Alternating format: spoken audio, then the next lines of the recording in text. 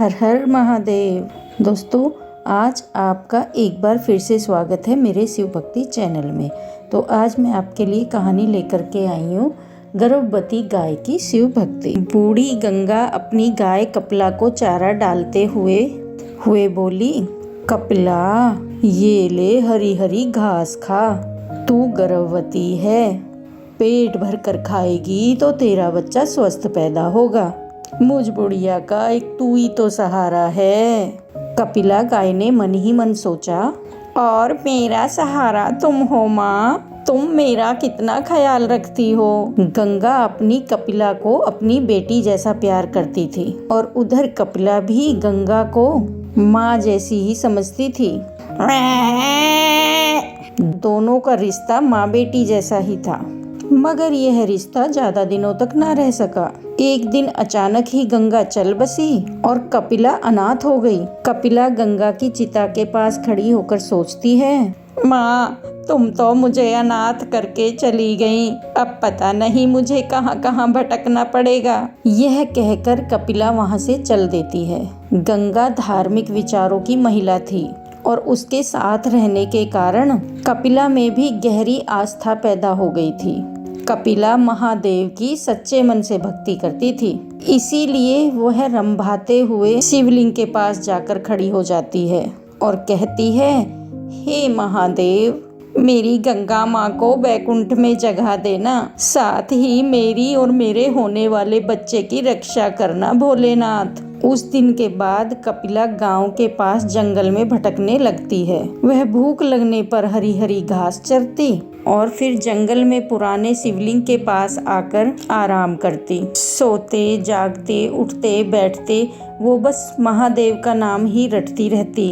ओम नमः शिवाय, ओम नमः शिवाय, ओम नमः शिवाय। एक दिन कपिला को चोर की भूख लग जाती है तो वह सोचती है, आज तो बहुत भूख लगी है और नदी के पास उगी कोमल कोमल घास खाने का मन है, आज उधर ही जाती हूँ।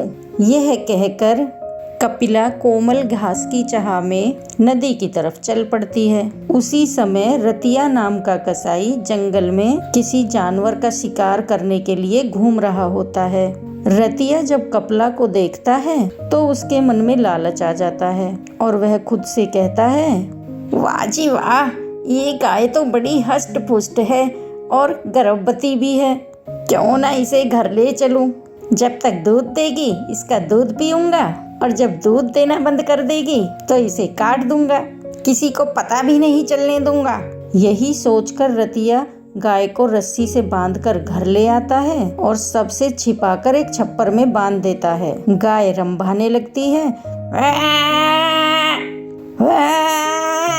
तो रतिया उसके आगे घास डालकर उसकी पीठ पर हाथ फेरते हुए कहता है, अरे मैं एक कसाई हूँ, जानवरों को मारकर उनका मांस बेचना और खाना मेरा पेशा है, पर याद रख, तू जब तक मुझे दूध देती रहेगी मैं तुझे नहीं मारूंगा। कसाई की यह बात सुनकर कपिला बहुत घबरा जाती है, मगर फिर मन को तसल्ली देते हुए खुद से कहती है, अरे भले ये आदमी कसाई है, मगर फिर भी जब तक मैं इसे दूध देती रहूंगी तब तक तो ये मुझे नहीं मारेगा, इसीलिए मैं इसकी बात पर भरोसा कर लेती हूँ। यही सोचकर कपिला शांत भाव से कसाई के घर रहने लगती है। कसाई कपिला की खूब सेवा करता और उसे पौष्टिक आहार देता। इस कारण कुछ ही दिनों में कपिला की सेहत और भी अच्छी हो जाती है। यह देख कपिला खुश होती है और मन ही मन सोचती है, यह कसाई तो मेरा बहुत ख्याल रखता है। जब मेरा बच्चा जन्म लेगा और मेरे थनों में दूध उतरेगा तब मैं इस कसाई को दोनों बखत बाल्टी भर भर के दूध दूंगी। हाँ, मगर रतिया एक कसाई था और इसी कारण बस उसे हर जानवर में मांस ही दिखता था। मैं अपने घर कोई जानवर पालता भी था तो बस उसे काटने के लिए ही पालता था। एक दिन उसके पास मांस का एक बड़ा ऑर्डर आता है तो वह कपिला की ओर देखते हुए कहता है, क्यों ना इस गाय को काट कर बेच दूं। अरे किसे पता चलेगा कि मांस गाय का है या जंगली भैंसे का। यही सोचकर कसाई कपिला को काटने के लिए तैयार हो जाता है और कपिला थर थर कांपते हुए महादेव को याद करती है और कहती है, हे महादेव, मैंने तेरी मन से भक्ति की है, मेरी भक्ति की लाज रखना और इस कसाई से मेरी और मेरे गर्भ में पल रहे बच्चे की रक्षा करो महादेव। कपिला के ये कहते ही शिवलिंग से एक नाग निकलता है और कसाई के घर प्रकट हो उसे डस लेता है।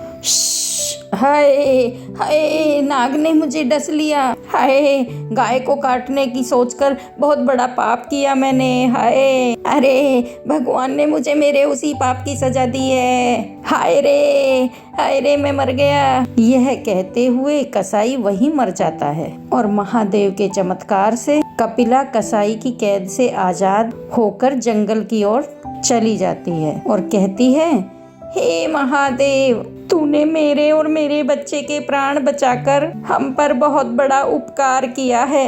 उस दिन के बाद कपिला जंगल में ही रहने लगती है। धीरे धीरे बच्चे को जन्म देने का समय निकट आता है तो कपिला का घूमना कम होता जाता है। वह एक पेड़ के नीचे आराम करती और उसी के आसपास चारा चर लेती। वह हर समय अपने होने वाले बच्चे के बारे में सोचती रहती और वह कहती, मुझे बेटा हो या बेटी, मैं अपने बच्चे को बहुत प्यार दूंगी, अपने बच्चे के साथ खेलूंगी और उसे भी महादेव की भक्ति के लिए प्रेरित करूंगी।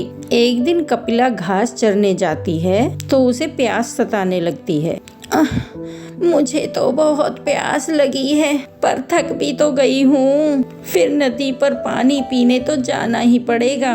यही कहकर कपिला नदी पर पानी पीने के लिए चली जाती है और जब वह पानी पी रही होती है तो अचानक ही उस पर एक भूखे बाघ की नजर पड़ जाती है। बाघ कहता है, वाह, आज कई दिनों के बाद कोई बड़ा शिकार मिला है। बहुत भूखा हूँ, अब तो इसे खाकर ही पानी पीऊंगा। यह कहकर बाघ कपिला पर पीछे से झपट पड़ता है और उसकी टांग को अपने जबड़ों में जकड़ लेता है। खून बहने लगता है और कपिला दर्द से कराह उठती है और कहती है, हे महादेव, मेरी रक्षा करो महादेव, मुझ पर तो संकट पर संकट आ रहे हैं। कपिला जैसे ही महादेव को याद करती है, महादेव उसके सामने प्रकट हो जाते हैं और कहते हैं, बाघ, तुम अपने भोजन के लिए कोई और शिकार ढूंढो।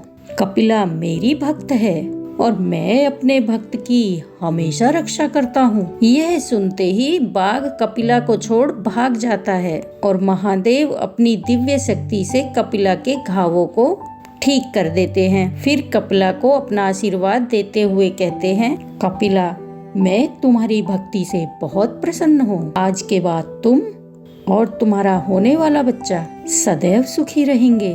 अब तुम पर कोई संकट नहीं आएगा। यह कहकर महादेव अंतर्ध्यान हो जाते हैं और कपिला जंगल में आगे बढ़ती है तो उसे एक महात्मा जी मिल जाते हैं। महात्मा जी कपिला से कहते हैं, हे गौ माता, मेरी आपसे विनती है कि आप मेरे साथ चलकर मेरे आश्रम में रहें। इससे हम साधुओं को आपकी सेवा और आपके अमृत समान दुग्ध पान करने का अवसर मिलेगा।